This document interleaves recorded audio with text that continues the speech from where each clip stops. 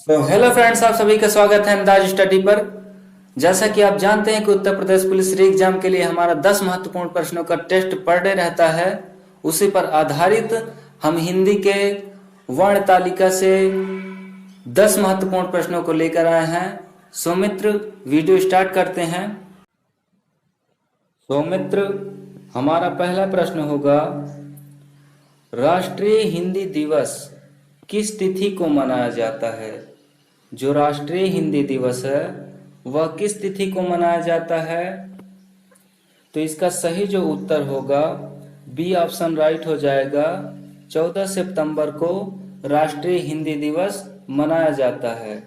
किस वजह से मनाया जाता है? तो 14 सितंबर 1949 को संविधान ने हिंदी को राजभाषा का दर्जा दिया। उसी दिन से हिंदी दिवस मनाया जाता है, राष्ट्रीय हिंदी दिवस।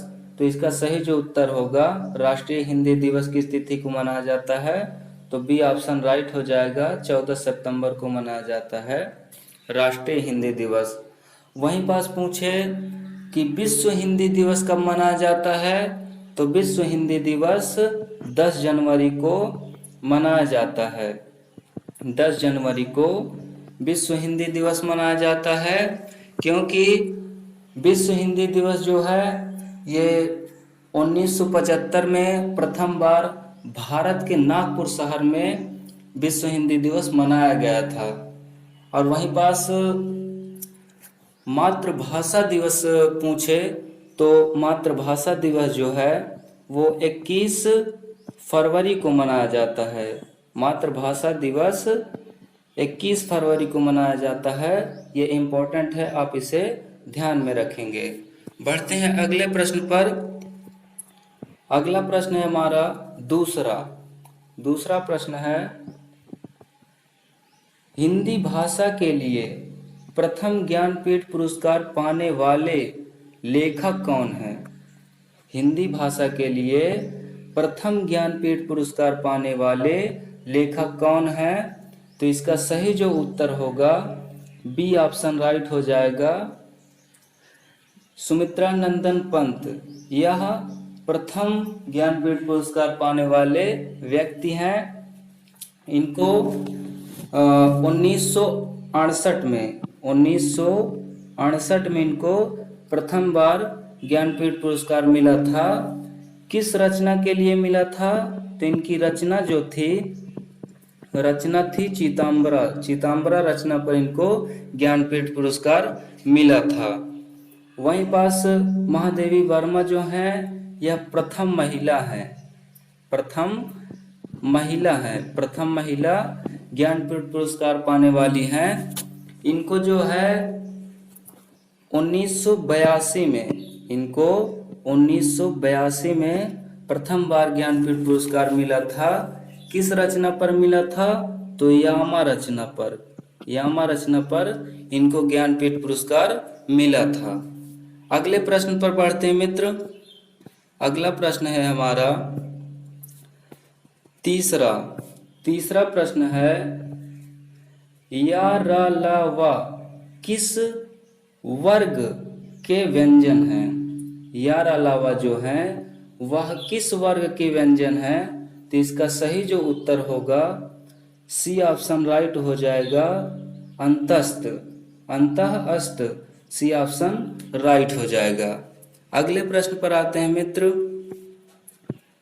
अगला प्रश्न है हमारा चौथा प्रश्न जो है, घ का उच्चारण स्थान कौन सा सही है? घ का पूछ रहा है, तो घ का उच्चारण स्थान जो होगा वह मूर्धन्य हो जाएगा। सी ऑप्शन राइट हो जाएगा। मूर्धन्य, यह कंठस्थ होगा, कंठ का यह होगा, तो आप इसे ध्यान में रखेंगे। कंठ होगा, डी ऑप्शन सही है। चौथे का जो होगा वह डी ऑप्शन राइट हो जाएगा। कंठ होगा, घा का जो उच्चारण स्थान होता है वह कंठ होता है। अगले प्रश्न पर बढ़ते हैं मित्र। अगला प्रश्न है हमारा पांचवा प्रश्न है, वर्णमाला किसे कहते हैं। जो पांचवा प्रश्न है हमारा, वर्णमाला किसे कहते हैं। प्रश्न है वर्णमाला किसे कहते हैं। तो इसका सही जो उत्तर होगा ए ऑप्शन राइट हो जाएगा। व्यवस्थित वर्णों के समूह को वर्णमाला कहा जाता है। आप इसे ध्यान में रखेंगे, इंपॉर्टेंट है यह। ये 2018 के यूपी पुलिस में पूछा हुआ प्रश्न है, आप इसे ध्यान में रखेंगे। अगले प्रश्न पर बढ़ते हैं मित्र।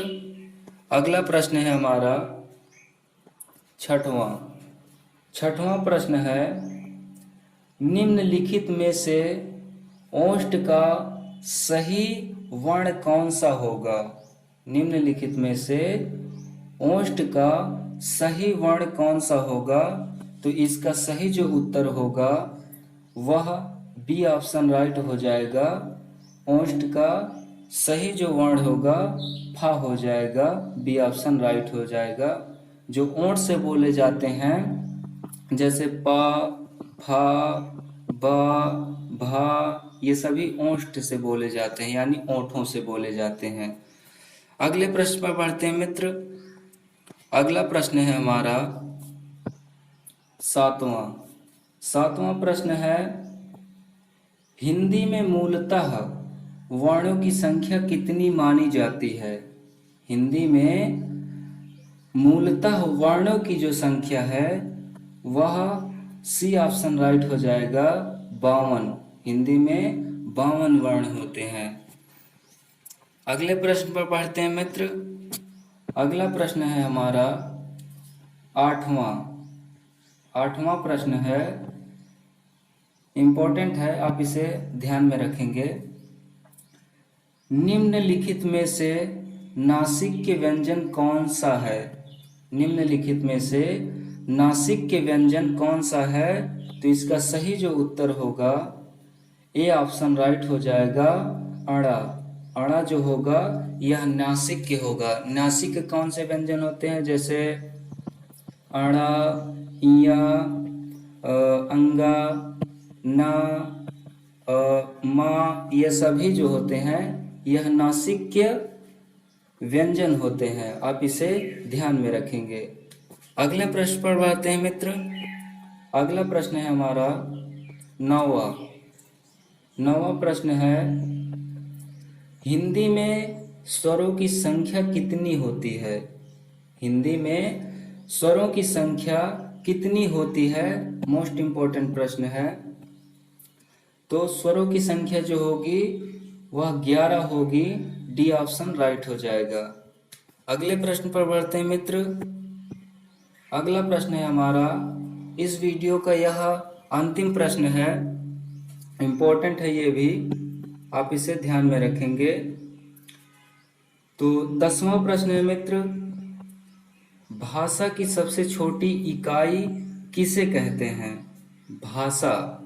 भाषा की सबसे छोटी इकाई किसे कहते हैं। तो वह बी ऑप्शन राइट हो जाएगा, वर्ण अक्षर को भाषा की सबसे छोटी इकाई कहा जाता है। सो मित्र, आशा करते हैं कि यह वीडियो आपको अच्छा लगा होगा। अगर अच्छा लगा हो तो आप हमारे वीडियो को लाइक करिएगा और चैनल को सब्सक्राइब कर लीजिएगा और बेल आइकन को प्रेस कर लीजिएगा, ताकि हम जब भी वीडियो ऐसे डालें तो आप तक नोटिफिकेशन तुरंत पहुंचे। सो मित्र, मिलते हैं नेक्स्ट वीडियो में, तब तक के लिए धन्यवाद।